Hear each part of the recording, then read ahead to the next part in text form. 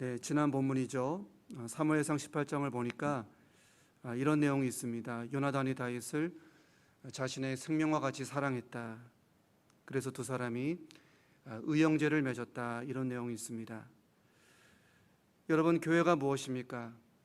다윗과 요나단처럼 서로를 사랑하는 공동체, 서로를 형제 자매와 같이 여기는 공동체, 그것이 바로 교회인 것을 믿습니다. 이 시간 함께 묵상해 보기를 원하는데요. 서로를 사랑하고 서로를 형제 자매로 여긴다는 것이 구체적으로 어떤 것인가? 교회는 어떠한 공동체여야 되는가? 특별히 요나단을 중심으로 세 가지 주제를 살펴보도록 하겠습니다. 자, 첫 번째인데요. 교회는 서로를 돕는 공동체이다. 서로를 돕는 것이 교회 공동체라는 것을 믿으시기 바랍니다. 본문 1절에서 사울이 선포하죠. 내가 반드시 다윗을 죽이겠다. 요나단이 보니까 지금 큰일 났거든요. 다윗이 죽게 생겼어요. 그래서 어떻게 합니까? 곧장 다윗에게 가서 이 사실을 알려주죠. 우리 2절 말씀을 다 같이 읽어보겠습니다. 그가 다윗에게 말하여 이르되 내 아버지 사울이 너를 죽이시기를 꾀하시느니라. 그러므로 이제 청하노니 아침에 조심하여 은밀한 곳에 숨어 있으라. 여기 청하노니라고 표현이 되어 있는데요. 히브리 언어를 보면 제발, 부디 그런 의미를 가지고 있습니다. 친구 다윗아, 내가 제발 부탁하는데, 부디 간절히 부탁하는데 반드시 은밀한 곳에 숨어 있어야 된다. 그래야 네가 살 수 있다. 요나단의 절박한 마음을 우리가 읽을 수 있습니다. 우리 성도교회 교우님들 가운데 다윗처럼 살해의 위협을 받는 분은 아마도 계시지 않겠죠. 없으리라 믿고요. 그러나 다른 의미에서의 위협이 있습니다. 바로 영적인 위협이죠. 베드로전서 5장 8절 말씀을 제가 읽어보겠습니다. 근신하라 깨어라 너희 대적 마귀가 우는 사자같이 두루다니며 삼킬 자를 찾나니. 자, 다윗의 숨통을 끊어놓기 위해서 사울이 발악을 하지 않습니까? 마찬가지로 이 시대의 약한 영들이 성도들의 영적인 숨통을 끊어놓기 위해서 호시탐탐 기회를 엿보고 있다. 여러분 기억하시기 바랍니다. 요나단이 다윗을 도와주지 않습니까? 사울을 피해서 목숨을 건지라고 도와주는데 마찬가지로 저와 여러분도 믿음의 형제들을 도와줄 수 있기를 소망합니다. 어둠의 권세로부터 영적인 위협을 받고 있는 형제 자매들을 도와줄 수 있기를 소망합니다. 저는 평소 생각하기를 악한 마귀가 성도들의 영적인 숨통을 끊어놓으려고 할 때 무엇을 가장 강력한 무기로 사용할까? 어떤 시대이든 어떤 곳이든 이 악한 마귀의 가장 강한 무기가 뭘까?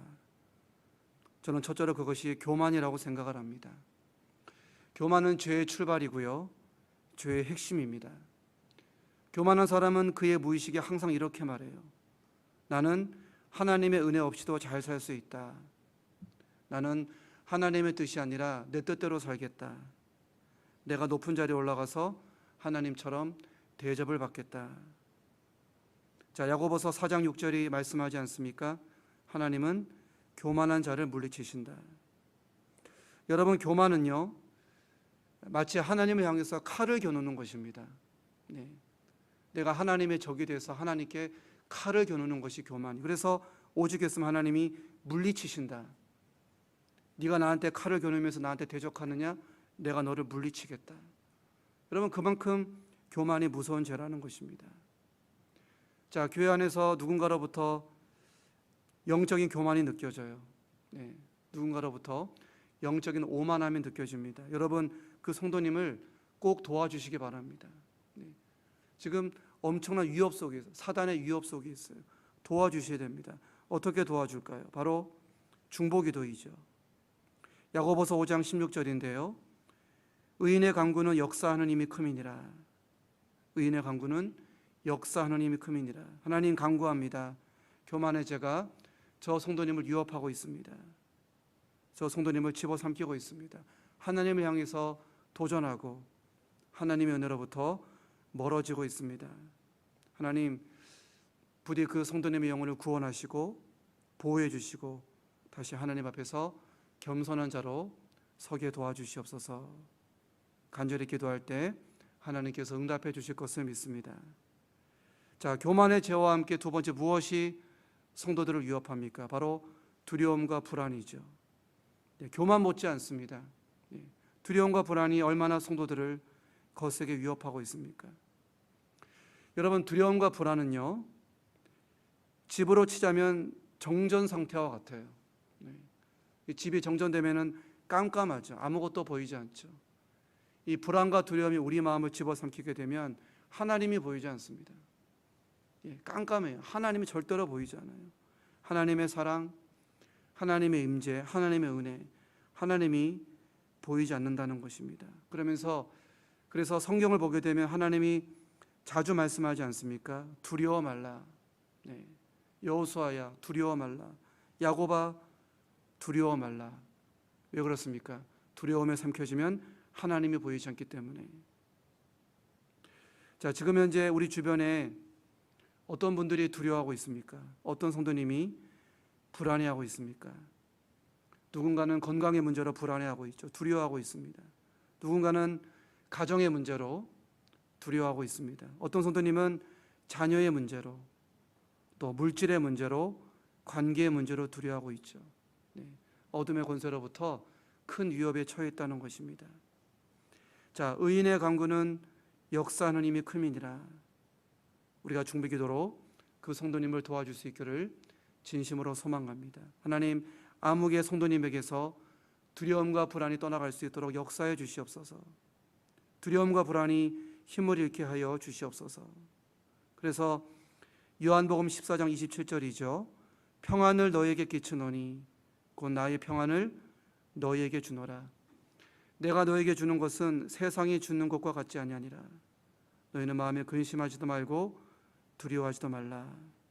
하나님, 그 성도님에게 이 복이 임하도록 도와주시옵소서.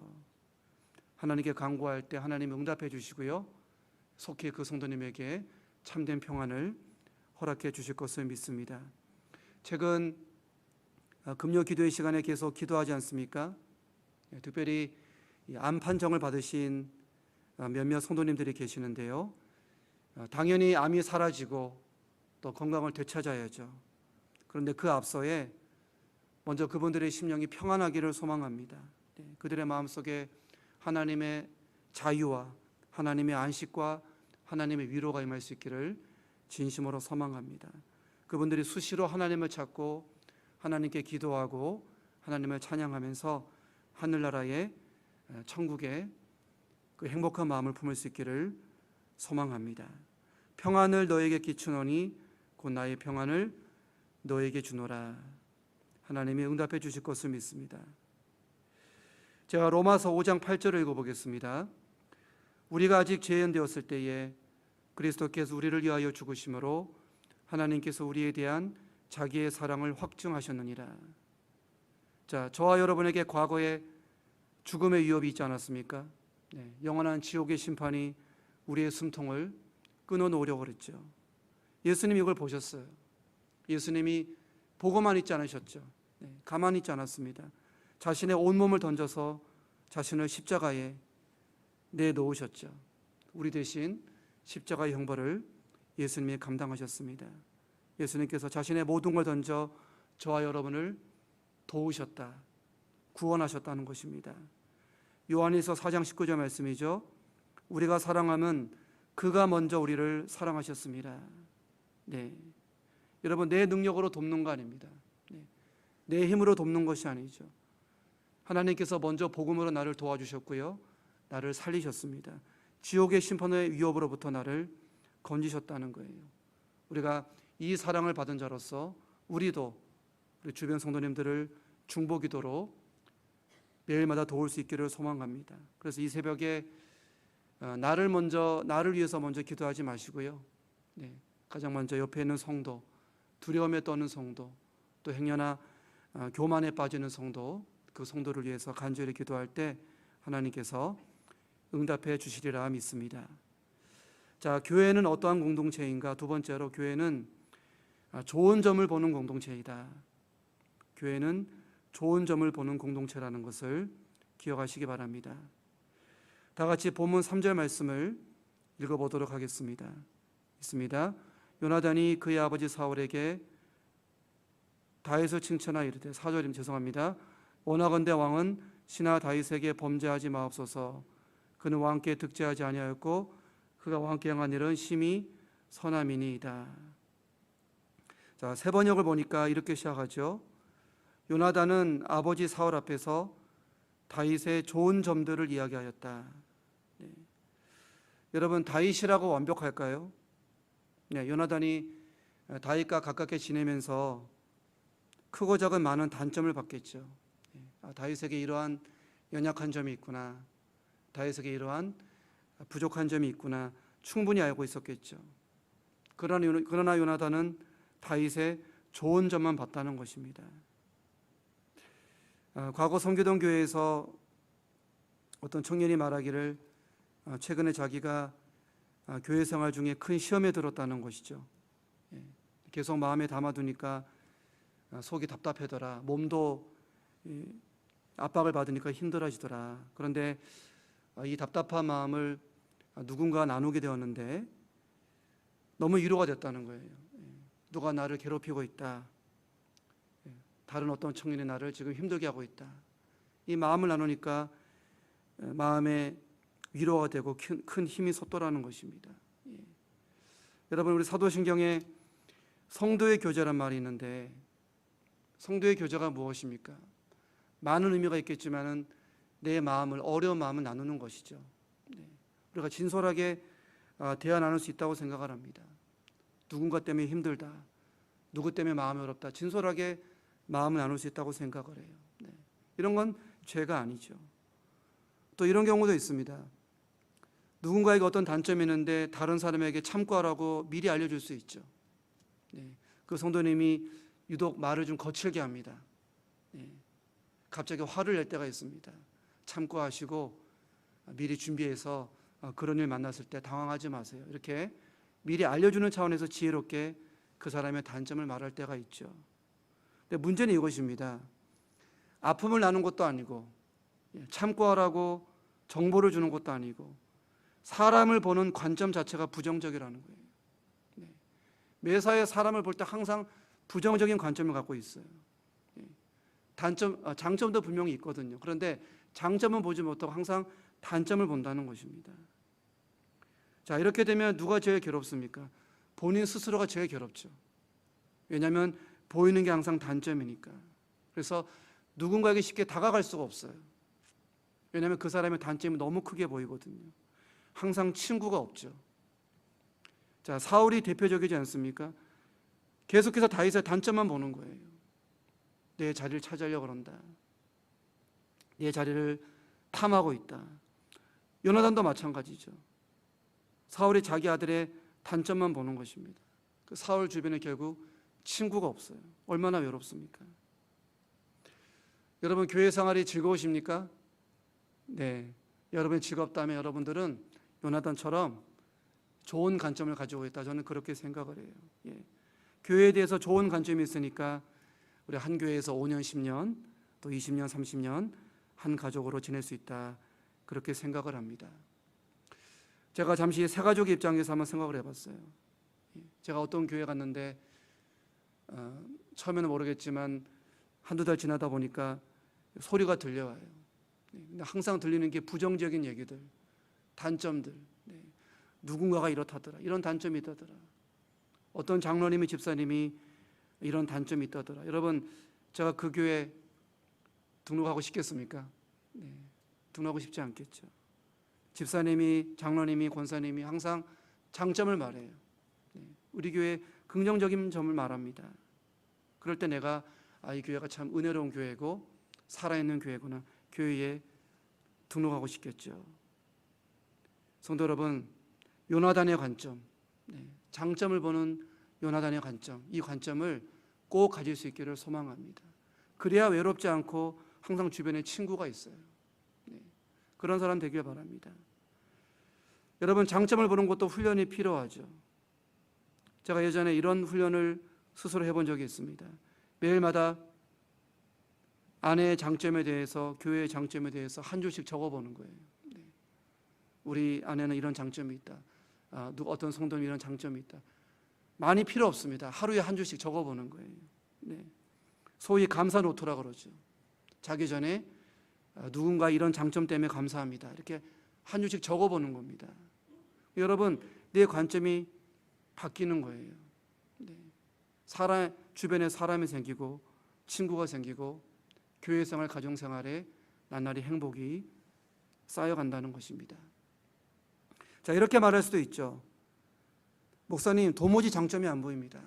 네. 우리 남편을 보니까, 자녀를 보니까, 또 어떤 성도님 보니까 도무지 장점이 안 보입니다. 이렇게 말할 수도 있죠.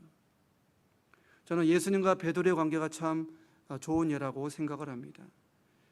사복음서에 베드로가 등장하는데요. 베드로가 얼마나 단점이 많고 연약한 점이 많이 있습니까? 아닌 게 아니라 예수님에게서 많은 질책을 듣게 되죠. 여러분, 중요합니다. 예수님이 베드로를 질책하지만 베드로를 향해서 기본적으로 갖고 있는 예수님의 마음이 있어요. 네. 때로는 책망하지만 베드로를 향해서 예수님이 기본적으로 갖고 있는 마음이 있다. 무엇입니까? 제가 요한복음 1장 42절 말씀을 읽어보겠습니다. 요한복음 1장 42절인데요. 예수께서 보시고 이르시되 네가 요한의 아들 시몬이니 장차 개발하리라. 이런 말씀을 합니다. 장차 개발하리라. 베드로야, 네가 지금은 부족하지. 네가 지금은 단점이 많아. 네가 지금은 연약해. 그런데 장차 네가 개바가 될 거야. 개바는 아람어인데 반석이죠. 지금은 네가 부족하지만 교회의 단단한 바위 같은 사람이 될 거야. 그래서 소위 어떤 사람이 말하기를 소위 계시적 칭찬이다. 소망을 품고 미래를 내다보면서 계시적 칭찬을 한다. 이렇게 얘기하죠. 베드로에게 계시적 칭찬을 하는 거예요. 네가 지금은 부족하지만 장차 네가 교회의 반석이 될 것이다. 여러분, 계시적 칭찬을 하시길 바랍니다. 남편을 보실 때 마음으로 선포하시기 바랍니다. 우리 남편 장차 교회의 반석 같은 존재가 될 것이다. 개바가 될 것이다. 자녀를 향해서 마음으로 선포하시기 바랍니다. 내 자녀가 개바와 같은 존재, 반석과 같은 존재가 될 것이다. 제 주변에 많은 사람들이 나라를 걱정하더라고요. 여러분, 나라를 향해서 선포하시기 바랍니다. 대한민국이 장차 반석과 같은 나라가 될 것이다. 개바 같은 나라가 될 것이다. 선포하시기 바랍니다. 하나님께서 응답하시사 우리 입술 그대로, 우리가 선포하는 그대로 이 나라 가운데, 가정 가운데, 교회 가운데 역사할 것을 굳게 믿습니다. 자, 교회는 어떠한 공동체인가? 끝으로 세 번째인데, 교회는 화평을 일구는 공동체라는 것을 여러분 기억하시기 바랍니다. 자, 이미 살펴봤죠. 4절과 5절에서 요나단이 사울 앞에서 다윗을 칭찬하고요. 자, 비록 잠깐이지만 사울이 어떻게 합니까? 6절 말씀을 다 같이 6절 말씀 읽어보겠습니다. 사울이 요나단의 말을 듣고 맹세하되 여호와께서 살아계심을 두고 맹세하거니와 그가 죽임을 당하지 아니하리라. 사울이 요나단의 말을 듣고 잠시나마 마음이 풀렸습니다. 너의 말을 듣고 보니까 다윗은 의로운 사람이구나. 실은 나 사울을 아끼는 사람이었구나. 말인즉슨 사울과 다윗 사이에 아주 잠깐이지만 둘 사이에 화평이 이루어졌다. 둘 사이에 화목이 이루어졌다는 것입니다. 요나단이 중보자가 되어서 사울과 다윗을 연결해 주는 것이죠. 여러분, 질문합니다. 나는 화해시키는 사람입니까? 아니면 나는 분열시키는 사람입니까? 바라기는 여러분이 요나단처럼 화해시키는 사람 되기를 진심으로 소망합니다. 로마서 5장 10절 말씀인데요. 곧 우리가 원수 되었을 때에 그의 아들의 죽으심으로 말미암아 하나님과 화목하게 되었은즉 화목하게 된 자로서는 더욱 그의 살아나심으로 말미암아 구원을 받을 것이니. 여러분, 우리 주 예수님이 누구십니까? 원래는 하나님과 우리 사이에 막힌 담이 있었죠. 죄라고 하는 담이 있었습니다. 근데 예수님께서 그 죄를 온몸으로 끌어안으시고 십자가에 자신을 던지시죠. 십자가에서 우리의 죄의 문제를 해결해 주셨습니다. 우리 대신 예수님이 죄값을 치르셨어요. 그래서 하나님과 우리를 막힌 담을 허무셔서 화목하게 하셨다. 이것이 복음의 핵심이죠. 여러분, 우리가 이 복음의 핵심을 아는 사람으로서, 믿는 사람으로서 어떻게 신앙생활, 교회생활을 해야 되겠습니까? 화목해 하는 사람이 되어야 됩니다. 절대로 나의 말과 행동이 분열을 일으키면 안 돼요. 네. 고린도후서 5장 18절 말씀인데요. 모든 것이 하나님께로서 났으며 그가 그리스도로 말미암아 우리를 자기와 화목하게 하시고 또 우리에게 화목하게 하는 직분을 주셨으니, 이렇게 말씀하고 있습니다. 여러분, 제가 목사인데 목사의 일차적인 사명이 뭘까요?